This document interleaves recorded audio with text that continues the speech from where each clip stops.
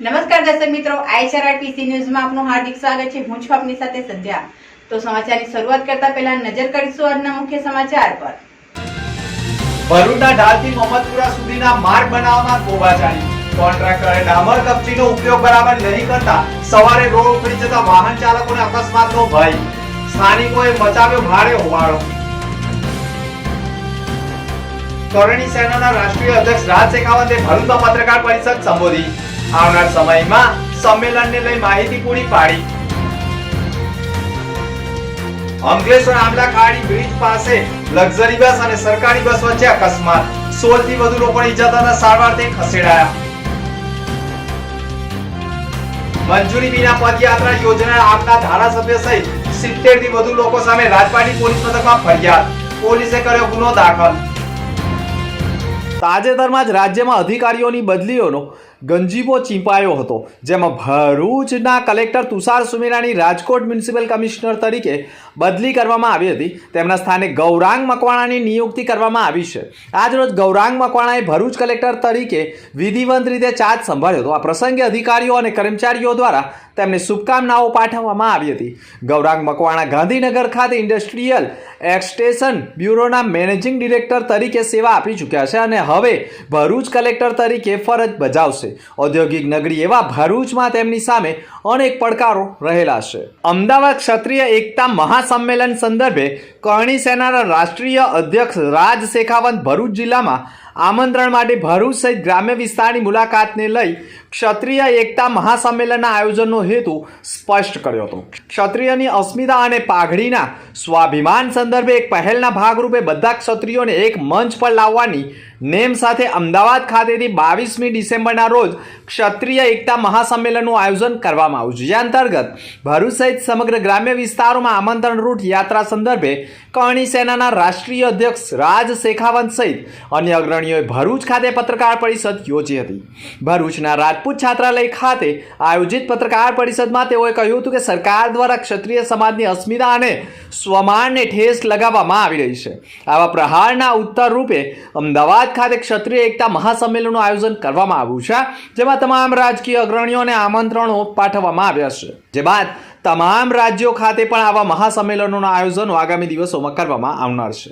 ભરૂચ જિલ્લા ક્ષત્રિય કરણી સેનાના અધ્યક્ષ સિગામના મયુરસિંહ પરમાર સહિતના હોદ્દેદારો ઉપસ્થિત રહેનાર છે। પંચ કૈલાસી કાંતિભાઈ 21 નવેમ્બર 2024ના રોજ ઓમકારેશ્વરથી નીકળી માં નર્મદાની પેદલ પરિક્રમામાં આજે 19મા દિવસે ભરૂચ જિલ્લામાં આવી પહોંચ્યા હતા।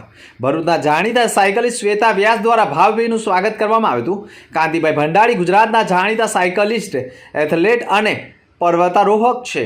30મી સપ્ટેમ્બર 2024ના રોજ માનનીય મુખ્યમંત્રી ભૂપેન્દ્ર પટેલના આશીર્વાદથી તેઓ નીકળ્યા હતા અને 21 નવેમ્બર 2024થી પરિક્રમા શરૂઆત કરી હતી, જેમાં 120 દિવસ દરમિયાન આશરે 3500 કિમી જેટલું પગપાળા નર્મદા પરિક્રમા પૂર્ણ કરશે। સાયકલિસ્ટ શ્વેતા વ્યાસે પણ નર્મદા પરિક્રમાએ નીકળેલાનું ભવ્ય સ્વાગત કર્યું હતું। અંકલેશ્વર નજીક નેશનલ હાઈવે 48 ઉપર આવેલા આમલા ખાડી બ્રિજ પર સરકારી બસ અને ખાનગી બસ વચ્ચે ગમખ્વાર અકસ્માત સર્જાઈ ગયો હતો। ખાનગી બસ પલટી મારતા જ મુસાફરો બસમાં ફસાયા તો સરકારી બસ લટકતી જોવા મળી હતી। સ્થાનિક લોકો અને 108 એમ્બ્યુલન્સના કર્મચારીઓ દ્વારા રેસ્ક્યુ કરી મુસાફરોના જીવ બચાવી તાત્કાલિક સારવારથી ખસેડ્યા હતા। 15 કરતાં વધુ મુસાફરોને નાની મોટી ઈજાઓ થતા નજીકની હોસ્પિટલ ખાતે ખસેડવામાં આવ્યા છે। ઘટનાના પગલે ટ્રાફિક જામના દ્રશ્યો સર્જાઈ ગયા હતા। અકસ્માતના પગલે લોકોના ટોળા રસ્તા ઉપર આવી ગયા હતા અને ટ્રાફિક જામની સમસ્યા ઊભી થતાં ટ્રાફિક પોલીસે પણ ટ્રાફિકને હળવો કરવાની કવાયત કરી હતી। ભરૂચ શહેરના પશ્ચિમ વિસ્તારમાં ટ્રાફિક જામની સમસ્યા માથાના દુખાવા સમાન બની ગઈ હતી અને શ્રવણ ચોકડી નજીક પણ ઓવરબ્રિજની કામગીરીના કારણે ઘણા વાહન વ્યવહાર શહેરી વિસ્તારોમાંથી પ્રવેશતા હોય, જેના કારણે ઢાલથી મોહમ્મદપુરા સુધી સતત ટ્રાફિક જામ સર્જાયા કરતો હતો। એક્સપ્રેસ વે હાઈવે ઉપરથી પણ વાહનો સિટીમાં પ્રવેશતા ટ્રાફિક જામ સર્જાયા કરતો હતો, જેના કારણે કાયમી ટ્રાફિક જામની સમસ્યા હલ કરવા માટે ભરૂચ નગરપાલિકા દ્વારા ઢાલથી મોહમ્મદપુરા સુધી બનાવેલા કરોડો રૂપિયાના ખર્ચેના નાળા ઉપર ઉપર પેવર બ્લોક બનાવવાની કામગીરી કરવામાં આવી હતી. પેવર બ્લોક થયા બાદ અન્ય માર્ગો પર બિસ્માર બની ગયા હતા અને એ જ આજુબાજુ વિસ્તારમાં માર્ગો ઉપર બિસ્માર હોવાના કારણે પેચિંગ વર્ક શરૂ કરવામાં આવ્યું હતું. ઢાલથી મહમ્મદપુરા સુધી પેચિંગ વર્કમાં પણ ગોબાચાળી કરવામાં આવી હોવાના કારણે ભારે હાલાકી ભોગવવી પડી છે. કોન્ટ્રાક્ટરે ડામર કપચી પાથરવામાં પણ ગોબાચાળી કરી હોવાના કારણે રાત્રિએ બનેલો માર્ગ સવારે જ કપચી ઉખડીને રજડતી થતાં વાહન ચાલકોને અકસ્માતનો ભય ઊભો થયો હતો.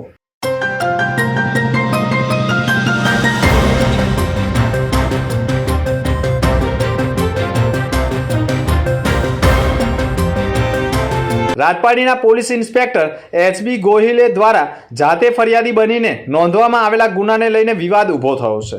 બીજીના રોજ આમ આદમી પાર્ટીના કાર્યકરો દ્વારા રાજપાડીથી ઝઘડિયા સુધીની પદયાત્રા યોજવા મંજૂરી પોલીસ મથકમાં માંગવામાં આવી હતી, પરંતુ તેઓના કાર્યક્રમ બીજા દિવસે સવારના હોય અને જગ્યાએ ટ્રાફિક જામ તેમજ કાયદો અને વ્યવસ્થા જળવાય તેમ ન હોય અને બંદોબસ્તનું આયોજન શક્ય નહીં હોવાથી તેઓને રેલી કાઢવા સંદર્ભે નકારાત્મક અભિપ્રાય આપી ઝઘડિયા એસડીએમ કચેરી તરફથી રેલી કાઢવાની મંજૂરી અપાઈ ન હતી. તેમ છતાંય ત્રીજીના રોજ 50 જેટલા આમ આદમી પાર્ટીના સ્થાનિક કાર્યકરો અને ધારાસભ્યના અન્ય 20 જેટલા કાર્યકરો સાથે ત્યાં આવ્યા હતા અને દરમિયાન રાજપાડી 4 રસ્તા વિસ્તારમાં ટ્રાફિક જામની સમસ્યા ઊભી થઈ હતી. ત્યારબાદ રાજપાડીથી ઝઘડિયા સુધી પદયાત્રા કાઢવામાં આવી હતી. પોલીસ ફરિયાદમાં આક્ષેપ કરવામાં આવ્યા હતા કે પગપાળા રેલીના કારણે માર્ગમાં અડચણ ઊભી થઈ હતી. મંજૂરી નહીં હોવા છતાં પણ રેલીનું આયોજન કર્યું હતું અને રાજપાડી પોલીસ ઇન્સ્પેક્ટર એચપી ગોહિલે જાતે જ ફરિયાદી બની ગુનો દાખલ કર્યો છે, જેમાં ધારાસભ્ય ચૈતર વસાવા, સર્જન વસાવા, નિરંજન વસાવા, કાંતિ વસાવા, દિલીપ વસાવા, સંદીપ વસાવા, વિશાલ વસાવા, પ્રિયાંશ પરમાર સહિત અંદાજે 70 થી વધુના ટોળા સામે ગુનો દાખલ કરાવશે. 8 ડિસેમ્બરના રોજ ઓપન માઇન્ડ ચાઇલ્ડ ડેવલપમેન્ટની નવી શાખાનું ઉદ્ઘાટન વાગડાના ધારાસભ્યના પુત્ર અને સહકારી આગેવાન અજયસિંહ રણાના વરદ હસ્તે 7X એમ્પાયર તવડા રોડ જાડેશ્વર ચોકડી પાસે કરવામાં આવ્યું છે. આ ક્લિનિકમાં ઓટિઝમ, ADHD શીખવાની અક્ષમતા, બૌદ્ધિક ક્ષમતા સહિત બોલવામાં તકલીફ તથા વર્તનને લઈને થતી સમસ્યાનો ઉકેલ પણ અને ટ્રીટમેન્ટ પણ કરવામાં આવનાર છે. આ પ્રસંગે ડૉક્ટર ફરહીન મલેક તથા તેમના સ્નેહીજનો અને શુભેચ્છકોએ શુભકામનાઓ પાઠવી હતી. ઘણા બાળકો સ્કૂલ જાય છે કોન્સન્ટ્રેશન કરવા છતાં બી એ લોકોને ભણવામાં રસ નથી આવતો, તો આવી અમે અનેક મુશ્કેલીઓને સામનો પેરેન્ટ્સ બી કરે છે અને બાળકો બી કરે છે. આવા બાળકો સાથે અમે જે પ્રોપર એપ્લાઇડ બિહેવિયર એનાલિસિસ જે થેરપી છે એ થેરપી અમે ભરૂચમાં લઈને આવી ગયા છે. ઘણી માતાઓ અમને ફોન કરીને કહેતી હોય છે કે મેમ ભરૂચમાં બી આવું સેન્ટર હોવું જોઈએ, તો અમે specific applied behaviour analysis therapy લઈને આપના શહેર ભરૂચમાં આવી ગયા છે. અમારું centre 7X umpire Tavra road Jadeshwar છે. અંકલેશ્વર શ્રીરામ ચેરિટેબલ ટ્રસ્ટ અને જનસેવા પ્રભુ સેવા ચેરિટેબલ ટ્રસ્ટ દ્વારા મામલતદારને એક આવેદનપત્ર સુપ્રત કરાયું છે. ડેટોક્સ કંપનીમાં બનેલા ઘટનામાં મૃતક પરિવારને PM ફંડ અને ગુજરાત સરકાર દ્વારા 1 કરોડ આપવાની માંગ કરાઈ છે. સાથે મૃતકના પરિવારજનોમાંથી કોઈ એકને નોકરી પણ આપવામાં આવે તેવી પણ માંગ કરવામાં આવી છે. કંપનીમાં સેફટીને લઈને પણ સવાલો ઊભા થઈ ગયા છે. કંપનીમાં સેફટી સાથે તમામ કામદારોને કામ કરાવવામાં આવે અને સેફટીના સાધનો ન હોય તો તાત્કાલિક ઉપલબ્ધ કરાવવામાં આવે તેવી માંગણી કરવામાં આવી છે. પરંતુ 4 જણના મોત પ્રકરણમાં મૃતકના પરિવારજનોનું હૈયા ફાટક રુદનને લઈને હવે લોકો મેદાનમાં ઉતર્યા છે અને ન્યાયની આશાઓ પણ વ્યક્ત કરી રહ્યા છે. આ મીડિયાના માધ્યમથી અમે કહેવા માંગીએ છીએ કે આ platform Shri Ram group charitable trust અને જનસેવા પ્રભુ સેવા ટ્રસ્ટ હવે કોઈ બનાવ બનશે તો આખા કંપનીમાં જાતે હસ્તક્ષેપ કરશે ને આ કંપનીવાળાએ પોતાને શું સમજી લીધેલા છે? આ કંપનીવાળા પોતાના જીવને જીવ સમજે છે અને જે મજદૂર છે એને કૂતરા બિલાડાના જીવ સમજે છે. એ સામંતવાદી વિચારધારા જે ચાલે છે અમે ભૂલવી દઈશું ને બધા ગ્રુપ મળીને કંપનીમાં તાળા મારીશું જો આ વખત થઈ ગયો તો. આ અમે કહીને વાત અમે વિરામ આપીએ છીએ. જય સંવિધાન, જય શ્રી રામ. શિયાળામાં શારીરિક કસરત અને યોગનું ઘણું જ મહત્વ રહ્યું છે. ભરૂચ જિલ્લામાં ગુજરાત રાજ્ય આયોગ બોર્ડ દ્વારા તાલીમ લીધેલા યોગ સ્પર્ધકો લોકો માટે 110 જેટલા સ્થળોએ લોકોને યોગની તાલીમ આપીને રોગમુક્ત બનાવાઈ રહ્યા છે. સમગ્ર રાજ્યમાં ધીરે ધીરે ઠંડીની શરૂઆત થઈ રહી છે. ઠંડીની ઋતુમાં લોકો દ્વારા શારીરિક કસરત અને યોગ કરતા હોય છે. શિયાળાના 4 મહિના લોકો વિવિધ પ્રકારના યોગ અને કસરતો કરીને પણ પોતાના સ્વાસ્થ્યને તંદુરસ્ત બનાવતા હોય છે. શિયાળો સારા આરોગ્ય માટે શ્રેષ્ઠ ગણવામાં આવે છે. શિયાળામાં લોકો કસરત અને યોગ કરવા સાથે પગપાળા ચાલીને પણ જો કસરત કરે તો તેમનું સ્વાસ્થ્ય જળવાઈ રહે તેમ છે. પરંતુ શિયાળાની ફૂલ ગુલાબી ઠંડી વચ્ચે ઘણા લોકોમાં આળસાઈ પણ આવી રહી છે. ભરૂચ જિલ્લાની વાત કરવામાં આવે તો ગુજરાત રાજ્ય યોગ બોર્ડના જિલ્લા કોર્ડિનેટર ભાવિની ઠાકરે કહ્યું હતું કે વડાપ્રધાન નરેન્દ્ર મોદીના સંકલ્પ અને શિષપાલજીના માર્ગદર્શન હેઠળ સમગ્ર ગુજરાત રાજ્યમાં યોગની નિઃશુલ્ક કામગીરી કરવામાં આવી રહી છે, જેમાં ભરૂચ જિલ્લાના 110 સ્થળોએ યોગ સાધકો દ્વારા લોકોને યોગની તાલીમ આપીને યોગ શીખવવામાં આવી રહ્યા છે, જેમાં ભરૂચ શહેરના 80 સ્થળોએ યોગના ક્લાસ ચાલી રહ્યા છે. અંતમાં ફરી એક નજર આજના મુખ્ય સમાચાર પર. ભરૂચના ઢાલથી મોહમ્મદપુરા સુધીના માર્ગ બનાવવામાં ગોબાચારી. કોન્ટ્રાક્ટરે ડામર કપચીનો ઉપયોગ બરાબર નહીં કરતા સવારે રોડ ઉપડી જતા વાહન ચાલકોને અકસ્માતનો ભય. સ્થાનિકોએ મચાવ્યો ભારે હોબાળો. કરણી સેનાના રાષ્ટ્રીય અધ્યક્ષ રાજ શેખાવતે ભરૂચમાં પત્રકાર પરિષદ સંબોધી.